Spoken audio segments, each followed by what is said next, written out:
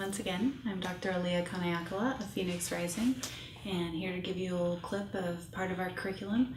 Week 6, we go into the alchemical process of distillatio, which is the extraction of the volatile components of a mixture by the condensation of vapors that are produced. Extraction of the essential meaning or most important aspects of something.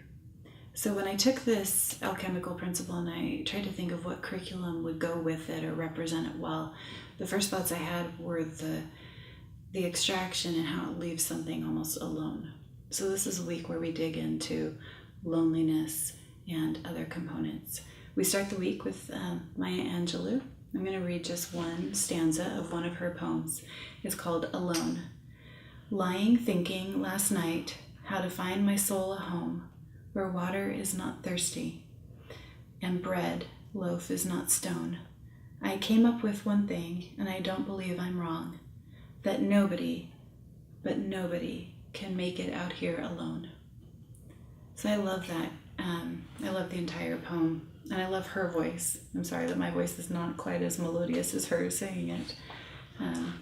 Such an extraordinary woman. But nobody is meant to go through any journey alone. It isn't in this week, but just to pause and talk about trying to teach our clients about interdependence. Our society talks about independent and it talks about dependent, but we don't talk about interdependent as often as we should.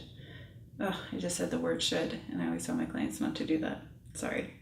But interdependent is the ability to have independence or dependence and not be completely stuck in either one zone and have the fluidity to move back and forth, right? Almost like a secure attachment, the child running on the playground and coming back to get juice and going to play again. So it all ties together. So we read the poem together, we ask the clients what they like about it, what they don't like about it, and get into the discussions of what part remind them of addiction and recovery. In the same week, we talk about the why of recovery, and we talk about the drive for meaning and resistance when we talk about addiction on the first day. When we get into perspectives for distillatio, we go into the meaning of values. So if we're going to take everything volatile out, which could be defenses, it can be everything in this world, we want to know what our values are, what holds meaning for us at the deepest core of ourselves.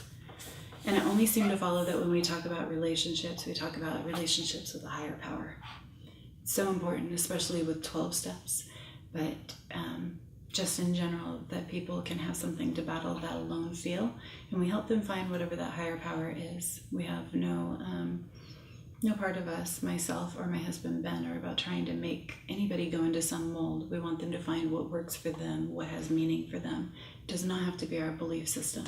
We just hope that they'll listen to our perspectives and see what comes of it for them. We go into emotions. We talk about loneliness, what causes it. We help them look at what might come on from childhood, moments that have been lonely for them, things that they remember, and then how to be with themselves so that that loneliness isn't a struggle and cause a need for an addiction to be that friend by their side so that we can battle that. And on the final day of the week, we do ACT, which is to accept, choose, and take action.